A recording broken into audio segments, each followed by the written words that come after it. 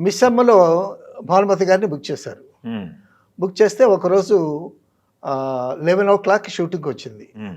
Shooting వస్తే నాగిరెడ్డి గారు, చక్రపాణి ఆయన అడిగారు, హ్మ్. "ఏమ్మా 11 గంటలకు వచ్చావు నువ్వు? ఆర్టిస్టులు అందరూ వెయిటింగు. ఇలాగైతే మేము సినిమా తీసినట్టే. హ్మ్. చాలా టైం వేస్ట్ కదా." వాళ్ళు కాస్త టైమింగ్స్ బాగా మెయింటైన్ చేస్తారు విజయ సంస్థ వాళ్ళు. హ్మ్. అనేసరికి ఆవిడ ఏం చెప్పింది, హ్మ్. "ఏమండి ఇవాళ సోమవారం నాకు వ్రతాలుంటాయి.